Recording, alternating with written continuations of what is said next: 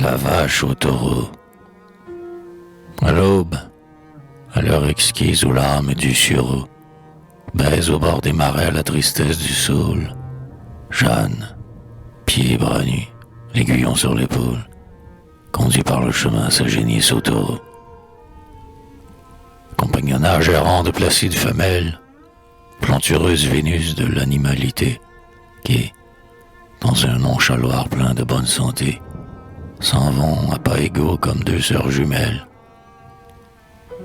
Si le pied est pesant, les seins sont aussi lourds. L'une a les cheveux drus, l'autre les crins opaques. Et leurs yeux sont pareils à ces petites flaques où la lune projette un rayon de velours.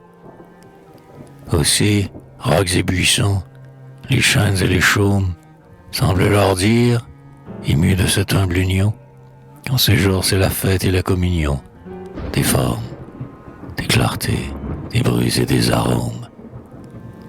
Un seul point les sépare, et ce point-là, c'est tout. Séduite un beau matin par le serpent fait homme, au rameau du plaisir, Jeanne accueillit la pomme, tandis que la génisse est vierge de partout.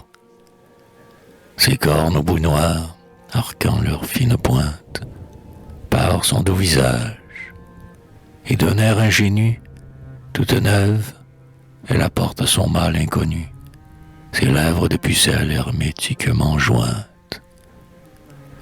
Elles s'en vont ainsi le long des églantiers, où l'aurore a pleuré son déluge de perles, et le vol des pivets, des margots et des merles, les effleure, les suit par-dessus les sentiers.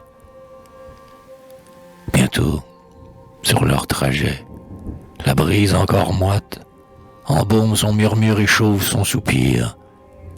Le lièvre, à travers champs, flâne et vient s'accroupir, et le ciel ressourit à l'eau qui remiroite. La vache, en mal d'amour, brame, le cou tendu, où flairent les gazons, sans danger qu'elle y morde, et la fille, en chantant, l'amène par la corde, ivre et sereine au fond de ce pays perdu.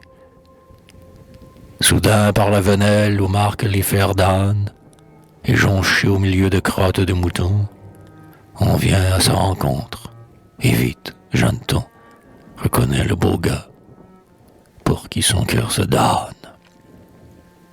Ils sont rendus.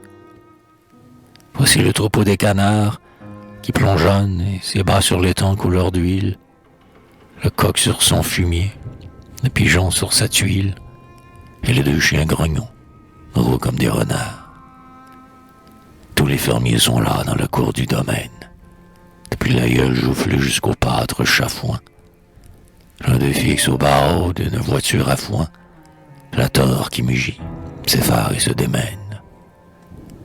On fait cercle, on s'installe autour du chariot, et bientôt le torrent s'avance d'un pas ferme, les sanchoirs de la mort vigouttelés du germe, trapu, la tête courte et le pied maigriot.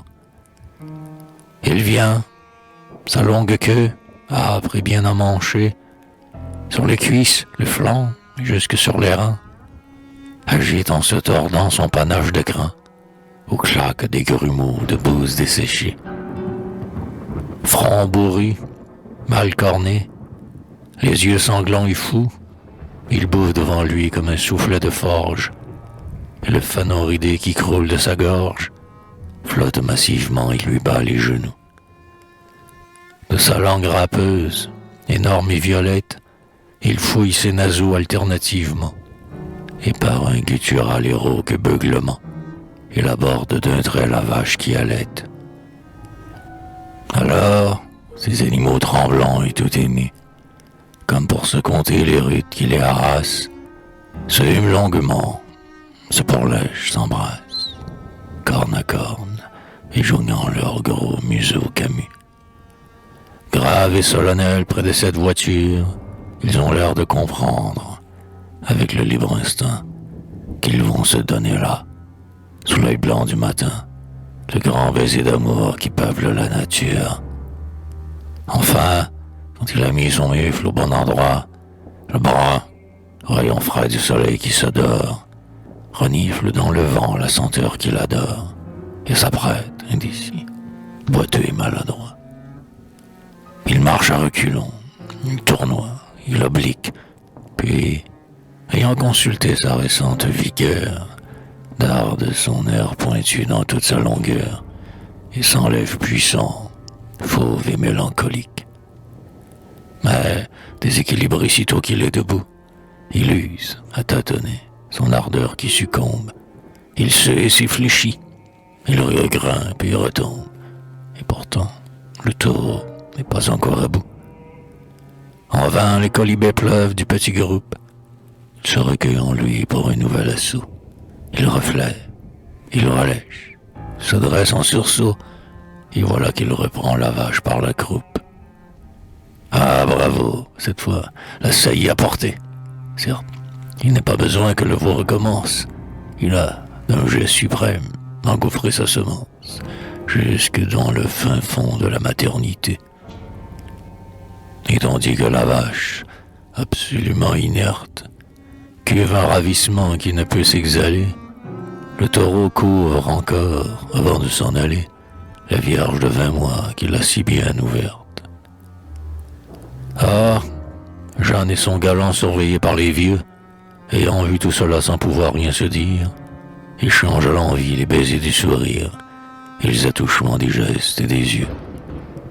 Puis, le désir mouillant leurs prunelles flambantes, pleines de longs regards coulés en tapinois, tous deux ont convenu, par un signal sournois, de se voir aujourd'hui, juste à la nuit tombante. Mais, avec le départ du maître aux cheveux blancs, fini cette humble scène aux acteurs si nature. Chacun s'en va, le brun retourne à sa pâture. La génisse, œil mi-clos, suit la fille à pas lents.